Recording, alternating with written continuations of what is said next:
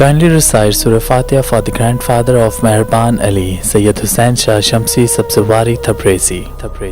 امام علی علیہ السلام کی خدمت میں ایک شخص آیا اور دستے ادب کو جوڑ کے عرض کرنے لگا، یا علی، عشق، محبت کی حقیقت اور پہچان کیا ہے؟ بس یہ کہنا تھا تو امام علی علیہ السلام نے فرمایا، قیامت کی نشانیوں میں سے ایک نشانی یہ ہے کہ ایک وقت ایسا آئے گا جس دور میں ہر کوئی ہر کسی کو یہ کہے گا کہ میں تم سے محبت کرتا ہوں، لیکن افسوس کہنے والے کو اور نہ سننے والے کو محبت کے وجود سے وابستگی نہیں ہوگی۔ اے شخص، یاد رکھنا، جہاں میرا یا میری ہو وہاں محبت نہیں ہوتی۔ اگر کوئی یہ کہتا ہے کہ یہ سواری میری ہے، یہ بھائی میرا ہے، یہ اولاد میری ہے، تو اس وقت وہ ان چیزوں سے پہلے اپنا ذکر کرتا ہے۔ انسان سے ایک دوسرے کی وجہ سے نہیں بلکہ اپنے ہی احساس کی وجہ سے جڑتے ہیں۔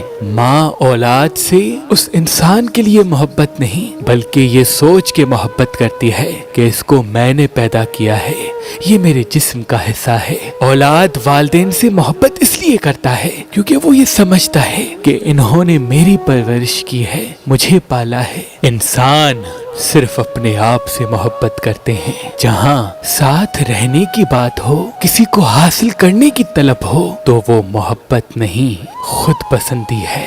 جہاں اپنا کوئی احساس نہ ہو، جہاں اپنی کوئی خواہش نہ ہو، جہاں اس کی ہستی مٹ جائے، وہاں محبت کے میم کا آغاز ہوتا ہے۔ تبھی اللہ نے محبت کی مثال سجدے کو رکھا تاکہ انسان کے نزدیک یہ واضح ہو جائے کہ خود کے وجود کو خم کرنا، خود کی خواہشوں کو تدفین کرنا ہی اصل محبت ہے،